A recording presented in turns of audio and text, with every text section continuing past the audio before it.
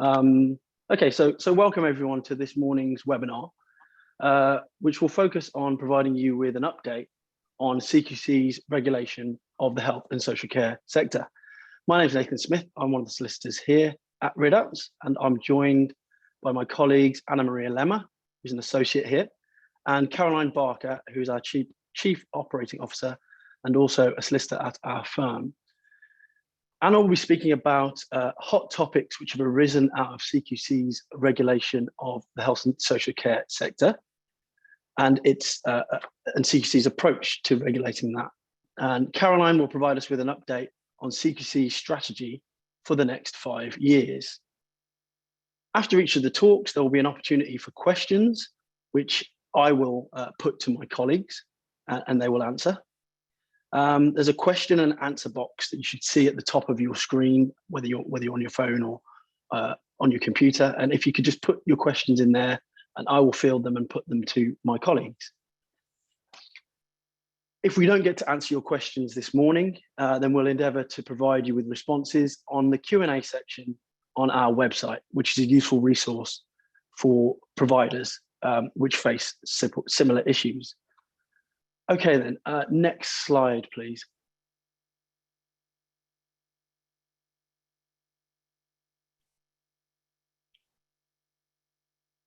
Next slide. Sorry, just some technical issues here.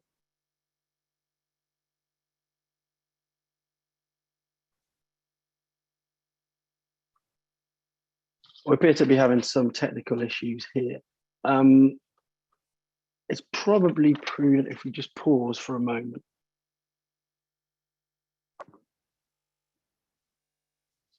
We might not have access to the slides, but it probably makes sense to go on to Anna's talk. She might have to talk without the access to the slides at the moment. Anna? Hi, morning everyone. Thank you, Nathan, for the introduction. So as Nathan mentioned, my name is Anna Maria Lemmer and I'm an associate solicitor at Ridouts. And today I'm going to be talking about CQC's hot topics. So those are hot topics that appear to be high on CQC's agenda at the moment. So as the slides aren't working, please forgive me because I will be referring to my paper copy in front of me. But I've got all the content here so I can just talk you through it until we do have access to the slides. So in terms of the hot topics that I'm going to be discussing today, they are as follows. Firstly, infection prevention control, so Ipc Cqc inspections. Secondly, do not attempt cardiopulmonary resuscitation decisions, so DNA CPR decisions. Thirdly, visits to care homes guidance. And finally, closed cultures. So hot topic number one is in relation to Ipc inspections, so infection prevention control inspections. And between April 2020 and April 2021, CQC carried out over 1,730 of these Ipc inspections. They also carried out over 4,600 risk-based inspections. So these were inspections where CQC deemed there was a risk to safety. So in relation to where there'd been a COVID outbreak, for example. 54% of these risk-based inspections were triggered by information of concern from members of the public. So the key pieces of intelligence that CQC relied on to identify risks were safeguarding notifications and whistleblowing concerns that were raised to CQC. If CQC do identify any issues with infection prevention control during an inspection, it could lead to a possible breach of Regulation 12, which is the regulation regarding safe care and treatment. And specifically, it's in relation to assessing the risk of and preventing, detecting and controlling the spread of infections. So therefore, to ensure that CQC don't find any possible breaches or potential breaches, it would be helpful for all services to have the following measures in place. And they are regular testing of staff, service users and visitors in relation to COVID-19, effective use of PPE, safe admissions to your service, and IPC staff training. So up-to-date training, which considers the latest COVID-19 guidance.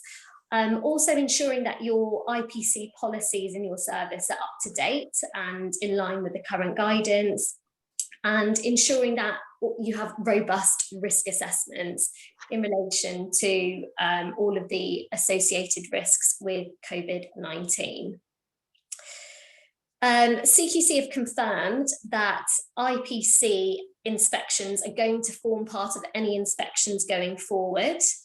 And they will continue to inspect and re-rate services where they deem it's appropriate to do so, and where it may create additional capacity. So for example, in a situation where local authorities who are commissioning care need beds, and then they would inspect and re-rate services. CQC have said that they're going to continue monitoring intelligence in relation to concerns about safety and emerging risks, and that's how they're going to prioritise their inspection activity. So as I mentioned earlier, some of this intelligence relates to safeguarding concerns and whistleblowing.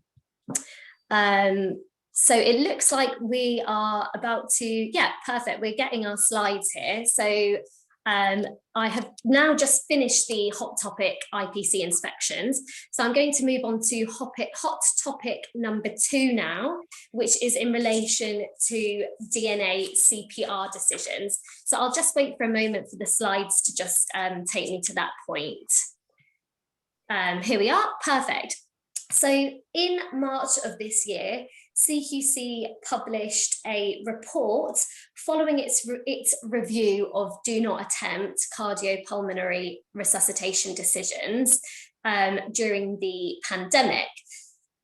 So DNA CPR decisions were designed to protect people from unnecessary suffering by receiving CPR that they don't want, that won't work, or where the harm of receiving CPR outweighs the benefits. Next slide, please. Making DNA CPR decisions is definitely not a routine form-filling exercise, and extreme caution should be exercised when these DNA CPR decision-making conversations are taking place with service users. And it's important to remember that any deaths which are as a result of a failure to act are just as unlawful as death caused by a deliberate action, and they may be categorized as neglectful or even criminal. Next slide, please. Yes, so therefore it's very important to ensure that DNA CPR decisions are properly completed with full knowledge of all relevant information, and that the service user's consent remains valid at the time when the decision is to be made. Next slide, please.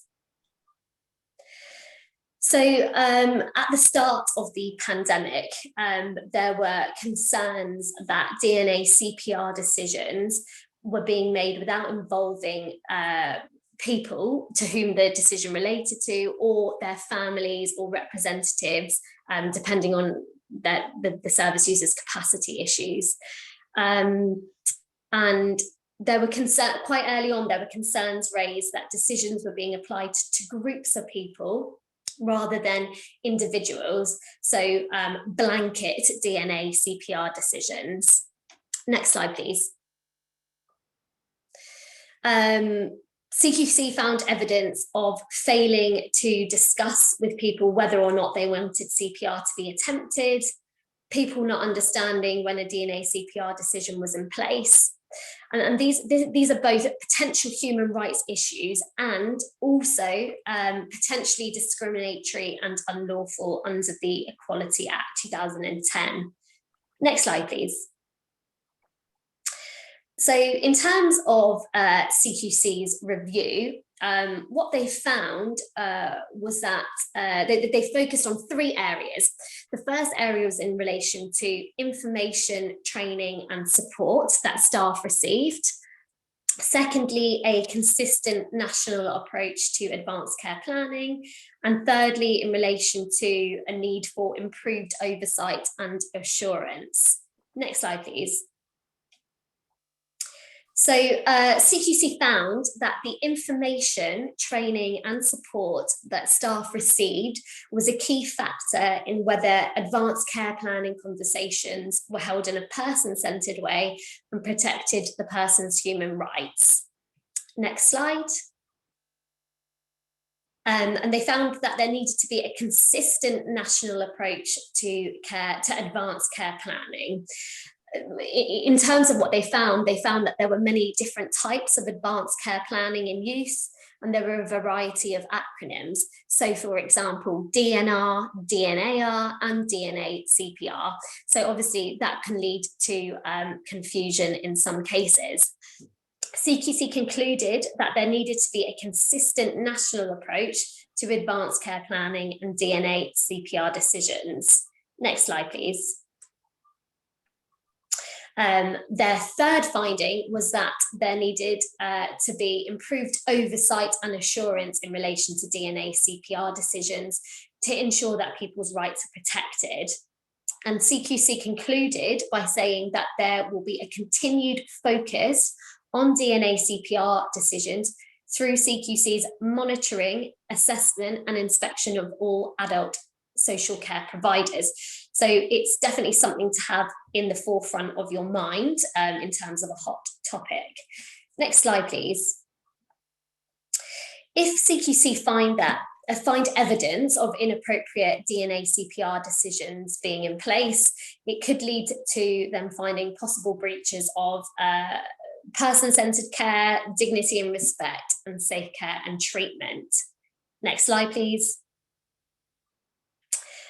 Therefore, some of the measures that providers can implement to reduce the risk of CQC finding a regulatory breach are as follows. So ensuring that there is suitable staff training in relation to advanced care planning and end-of-life care, making sure that there's clear communication with the individuals to whom the DNA CPR decision relates to and or their families and representatives. You should also ensure that there is robust record keeping.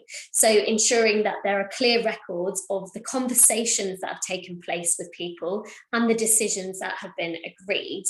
And I've also said here that it's important to have consistency in the forms that you're using. So the same advanced care planning forms, using the same acronyms and accessible language. Next slide, please. Providers should also think about having oversight and governance of DNA CPR decisions relating to the service users in their service. So to do this, they might want to consider reviewing DNA CPR decisions as part of their service's monthly audits.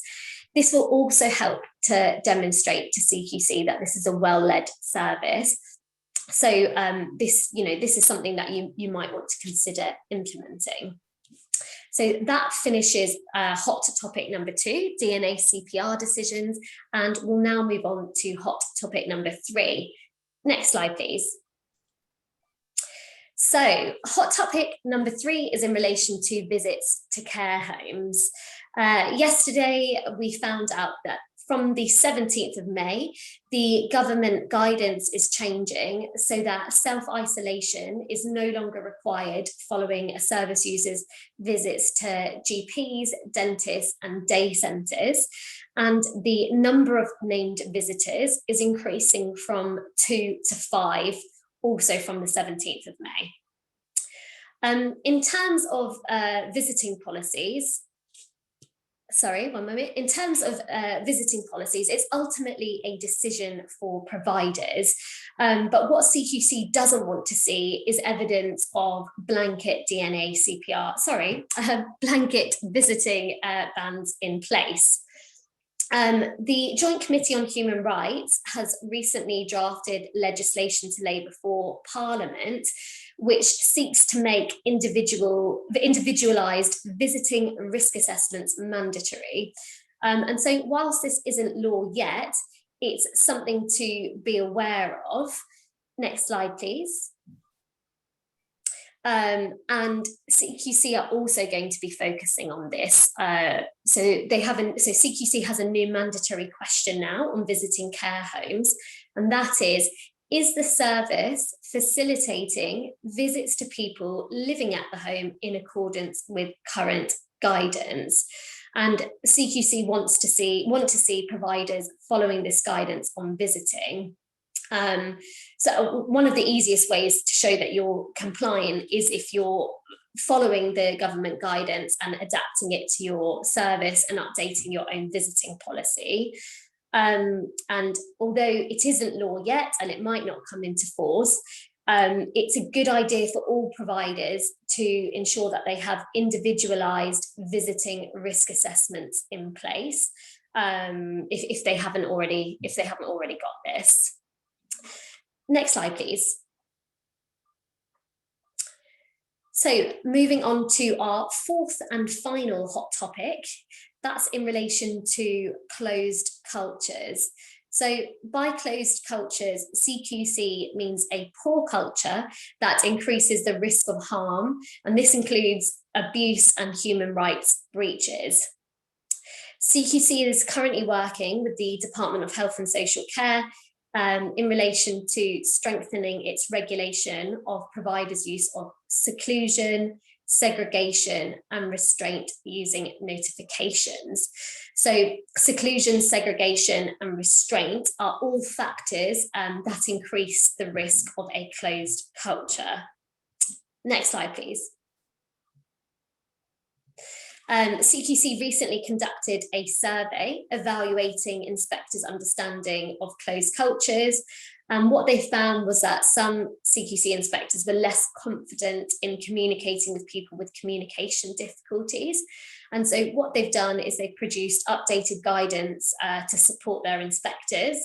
And there's going to be a focus on increased observation methods going forwards. So this is in a situation where inspectors will come into a service and they'll sit down for a period of time and they'll assess the interaction between staff and service users.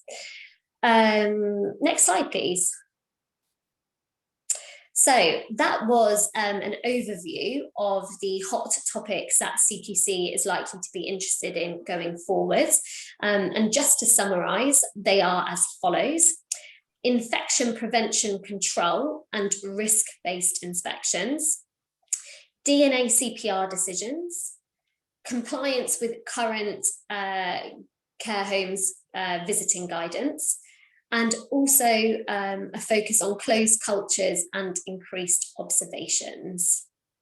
This now leads us on to Caroline Barker's part of the webinar, where she's going to explore CQC strategy in a bit more detail. So over to you, Caroline. Thank you. Thanks very much, Anna. Sorry about the technical issues at the beginning. We've also had a couple of questions in asking whether the slides are going to be shared, which they are shortly after the webinar has concluded, so you will all get copies of the slides. So good morning, everyone. My name is Caroline Barker. When we planned this webinar a couple of months ago, CQC had launched its 2 consultations proposing its new strategy and how it intended to regulate moving forward. It had recognised that it had changed the way it had regulated during the pandemic and that it needed to adapt even further. Both the consultations closed in March, so when we planned this webinar, we thought we would have the outcome to those 2 consultations. Unfortunately, we don't, so I have the unenviable task of talking to you today about the outcome of a paper we don't yet know. But what I thought it would be helpful to do this morning is to look at some of the key points arising out of the two papers against what Ridouts has been seeing in recent months, and have a discussion about where we think the strategy outcomes might be leading or possible concerns that might arise. What we do know is that CQC intends to launch its new strategy on the 27th of May, which is not that long away. So question when we might get some of the detail. During the April CQC board meeting, Ian Trenholm said that the consultation responses were currently being analysed and they would be brought back to the CQC board in the next month or so. And we do know that CQC have a board meeting on the 19th of May, so we may get some more detail then. But that is only 1 week before the strategy is launched. So as always, the sector is playing catch up. Can we have the next slide, please, Alex? Actually, you can move on to the next slide because I've just covered that in the introduction. Thank you. So the January paper covered 4 main themes, whilst the February paper provided some more detail about CQC's desire to be more flexible in the way it rates providers. So as I say, I'm going to attempt to pull together key areas that providers should be aware of in light of our recent dealings, and see whether my Mystic Meg skills are on point. Can I have the next slide, please, Alex? So the first theme is entitled People and Communities, and my reading of that is that it can be essentially distilled down to putting service user voice at the centre of everything. Interestingly, CQC explicitly says that it wants regulation to be driven by people's needs and their experiences of health and care services rather than how providers want to deliver them. Now, I understand that service user voice is important, but we have all seen those inspection reports that says service user A said X, and there is no corroborating evidence to back that up. Now, subjective opinion may have a role to play, but it's not a basis upon which a judgment should be made without something else to back it up. Next slide, please. Now, under its current documentation, CQC in relation to adult social care does say, when it's looking at sources of evidence, that the feedback from people are the most important sources of evidence when it's answering the key questions. But it also goes on to say that inspectors should corroborate evidence from any one source using feedback, suggesting that feedback is there to support its findings. Its other guidance, which relates to how CQC monitors and regulates adult social care, says that the experience of people who use the service and the impact it has on them underpins the judgments that CQC makes, and that in most cases, CQC will need to corroborate its evidence with other sources to support its findings. Now, in my opinion, that should be the case every single time. In a recent case that I was involved in, where I was undertaking factual accuracy comments on behalf of a client, they had relied a lot on service user opinion without any corresponding evidence. And we challenged this. And as part of CQC's response, they said the following in relation to the feedback of service users and relatives. They said that that feedback was at the top of the hierarchy of evidence, that it was an important source of evidence, and it also helped to inform their judgments. So I think there is currently some confusion about the weight that ought to be given to service user comment and whether it's a main source of evidence or a supportive one. Now, within the guidance, and this is the current existing guidance, it says to inspectors that they should explore the nuance of people's feedback and the outcomes they experience creatively.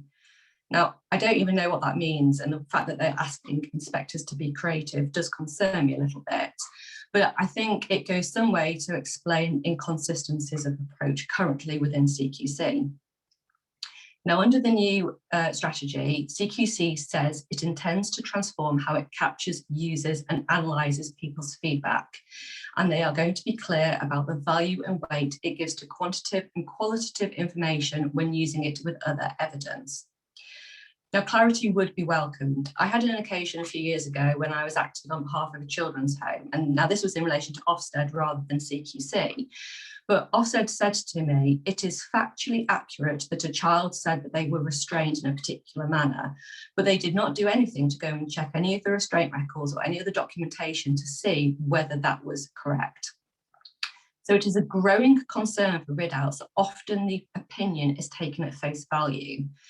Now, even if CQC said a service user said X, but we found no evidence to suggest that this was the case, then that would at least provide some sort of balance. And I think often that balance is missing in inspection reports. Another point from the strategy, which I thought was interesting and shift in approach, which demonstrates this added emphasis on service user voice, is that the CQC has said that when people share their experiences with it, it will provide a response to them which clearly explains how it has acted on what has been told and how it has informed CQC's view of the service. Now, previously or currently, CQC has said it cannot respond to individual concerns or complaints. Now, based just on the figures that Anna has given you this morning, that 4,600 risk-based inspections have been carried out last year, of which 54% were triggered by information of concern. Now, information of concern covers a number of sources, but it also includes whistleblowing. But taking that figure purely at face value, is CQC saying it's going to provide a response to 2,400 people who have shared their experiences? It remains to be seen. Next slide, Alex, please, thank you. So what can providers do? Well, there is even more reason to get regular and recorded feedback demonstrating engagement.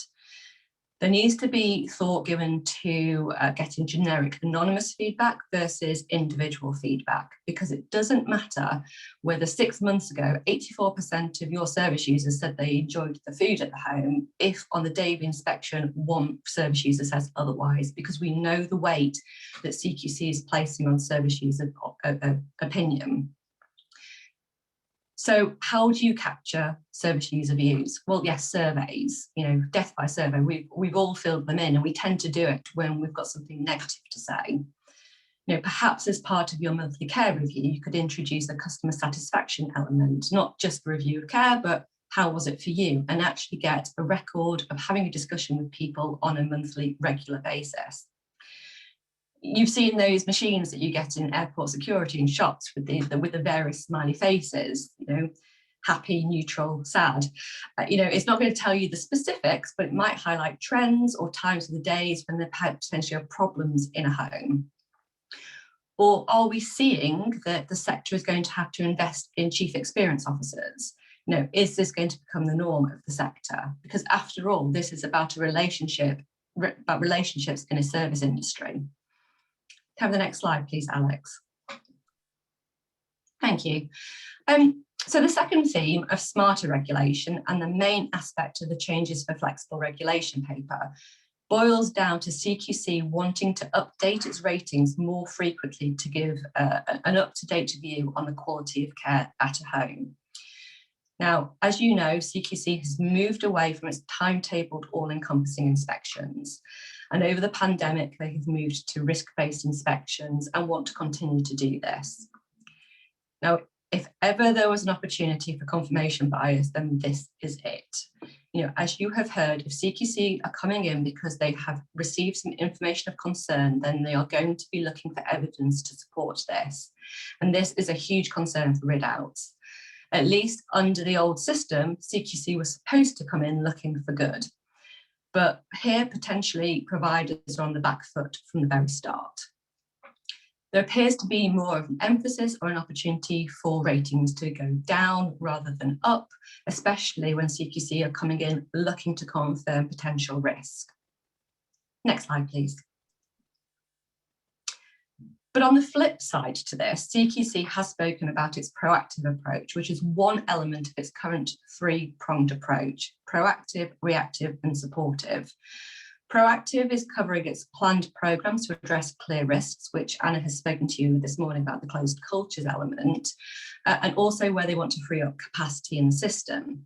reactive where they are responding to risk, and supportive being what CQC are describing as helping the system to deal with COVID-19 and work moving forward. Now, under its proactive approach, CQC has spoken about freeing up capacity by going and re-inspecting providers that are rated requires improvement or inadequate to enable their services to be commissioned. So potentially places have embargoes or commissioners don't want to place in a service that is rated RI or inadequate. And CQC have gone out, re-inspected in order to lift the rating up. But it is less than clear how these providers are being selected.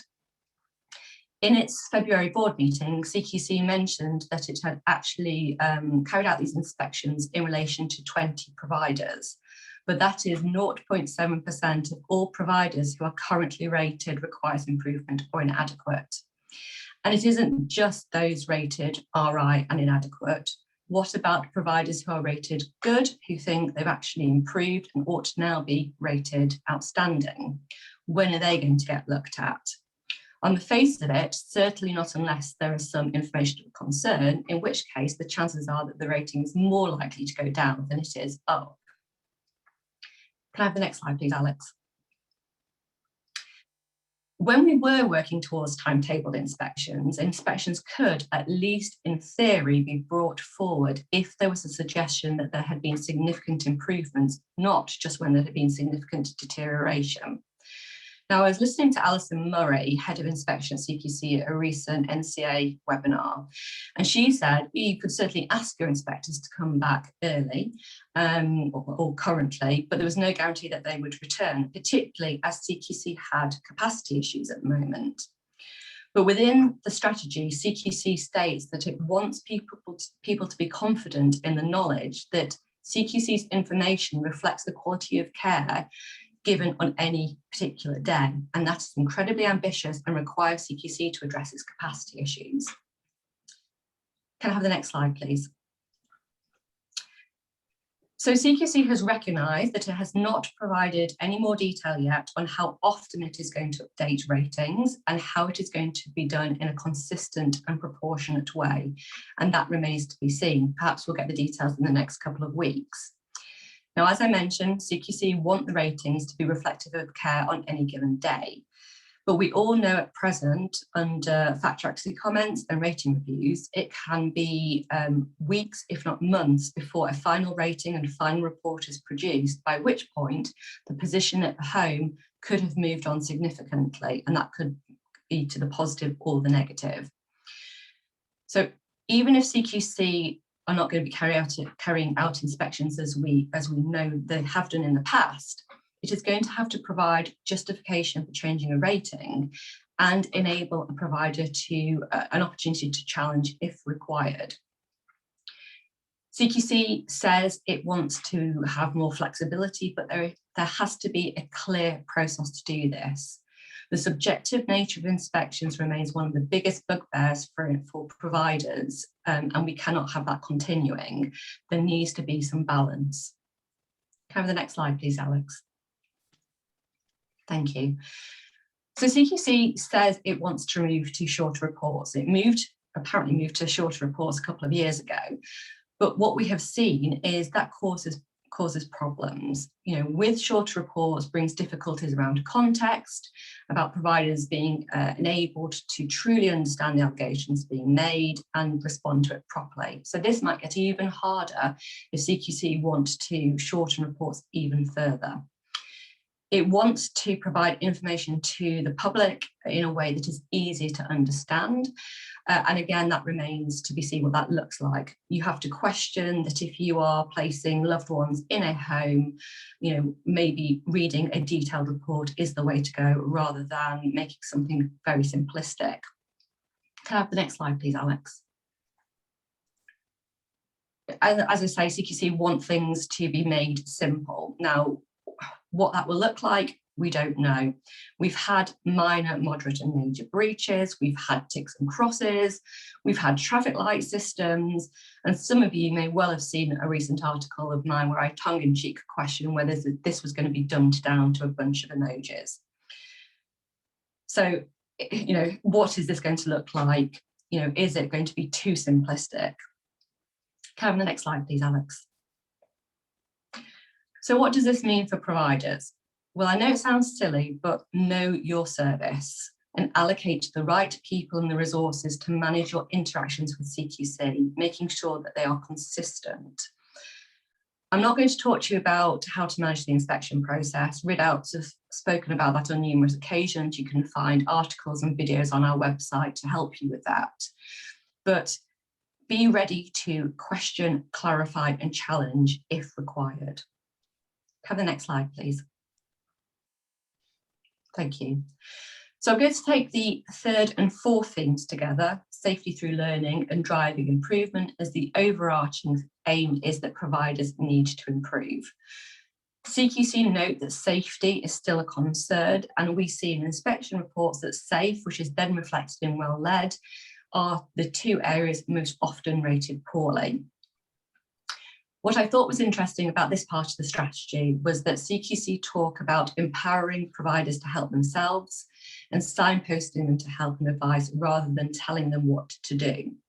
Now, I don't see that this is as much of a change in CQC's approach. Yes, it might be welcomed that providers are being given some advice about where to go for help. It's always been an anomaly that special measures for NHS trusts meant that they received help, whereas for social care, it meant fend for yourself.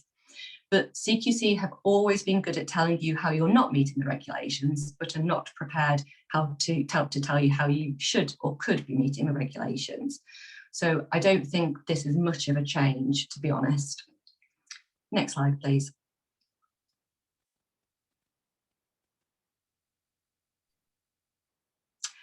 And this goes back to the ratings point. CQC think that ratings will encourage providers to improve, but simply telling someone they're not quite making the mark does not necessarily mean it will encourage improvement, particularly where there isn't any context around it and it's not constructive.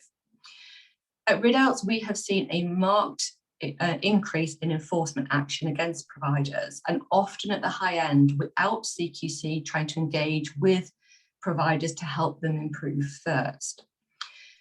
CQC think that enforcement action will prompt improvement, and don't get me wrong, sometimes it is necessary and sometimes it has the desired effect, but it can be a very aggressive way of achieving this.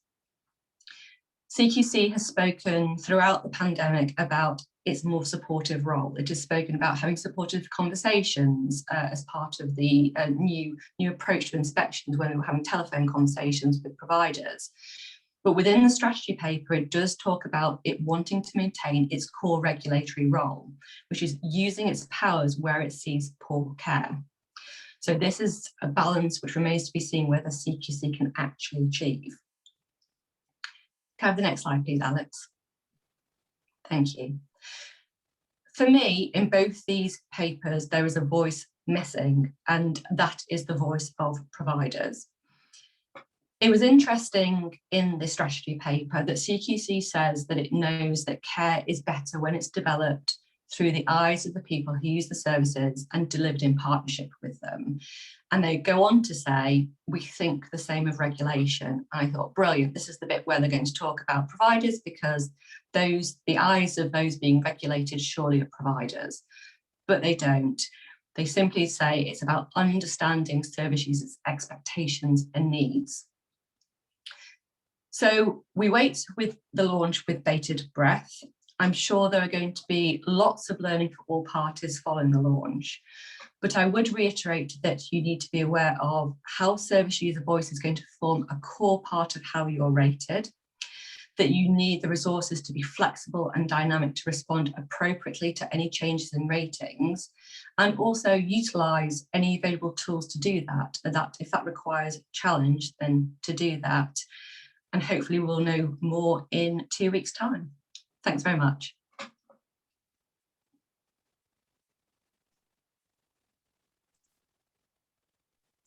Thanks for that, Caroline. Next slide, please, Alex. So thanks, Caroline, and thanks, Anna. Really informative. And we hope that this has proven helpful in providing you, the listeners, with some thoughts on CQC's current and future focus I've got a few questions here, conscious of time, but I'll just put one to Caroline and one to Anna. So Caroline, just one for you while you're here. So CQC have said that they will gather information from providers. How do you think that CQC will use this information? Oh, it's a good question. Yeah, I mean, the CQC have said they're going to gather information across a range of sources, including providers. They've talked about having a portal where there's going to be a sharing of information, and that, to me, causes a number of issues and concerns. We know that CQC have invested a lot in their own technology systems, but we know that the sector doesn't necessarily have the same technology capabilities. So yes, if providers are providing information and documentation to CQC, then is the technology going to enable that to look at the nuances, for example, of handwritten care records? Or are CQC building systems to look at algorithms and look at it from a risk-based perspective? So are CQC going to be concerned with the number of notifications that a provider submits? Or is it going to be, for example, one notification which has a particularly bad incident that's going to trigger a response? It is actually quite unclear at the moment. At present, CQC have a range of powers in order to ask for information from providers through inspection. They can issue requests under Section 64 of the Health and Social Care Act, asking for documentation and explanations under Section 65. But we also know that under the current system, or we had provider information returns where you are supplying information to CQC. So I think it's really imperative for providers to think about how they are presenting information if they are handing it over freely to CQC. It's going to form part of a wider picture for CQC. As I say, they are gathering their own intelligence. We've heard they are relying significantly on whistleblowing and information of concern. They are encouraging people to provide feedback on their care, but they will also be talking to local authorities and commissioners. So it forms one part of that information. So how CQC are going to use it in the grand scheme of determining risk remains to be seen, but providers need to be careful around what they are providing. And that's when I was talking about being consistent in approach, making sure you know exactly what you are handing over and what you're saying within the documentation. Thank you, Caroline. And one question for Anna before we go. So some family members have complained about our visiting policy. What is the best way for providers to deal with this? Yeah, and this is actually something we're hearing from quite a lot of providers. The best thing to do is to ensure that you have your own visiting policy, that it does reflect government guidance. As I said during my presentation, ultimately, visiting is a decision for individual providers to make, but one of the easiest ways to show compliance is to show that you're following the government guidance. Also, as I mentioned, having individualized visiting risk assessments. If you don't have those in place, that's something that's really good to show that you're following guidance and can help to alleviate concerns. In relation to complaints, if relatives are making complaints, refer them to your complaints policy. Make sure you're acknowledging complaints within the timescales and responding within the timescales set out in your policy as well. Thank you. Thanks, Anna. Okay, next slide, please. Next slide, please. Okay, so thanks everyone for joining us today. Our next webinar will be held in July. If you could let us know what you'd like us to discuss and any issues affecting health and social care providers to that email address on the screen there. Next slide, please. So the slides for this webinar will be circulated shortly along with the feedback form. Please go to our website as well, which is quite a useful resource for you. If you go on the Q&A section there, go on the article section, and hopefully we get to see you soon. Thank you everyone for joining, and enjoy the rest of your day.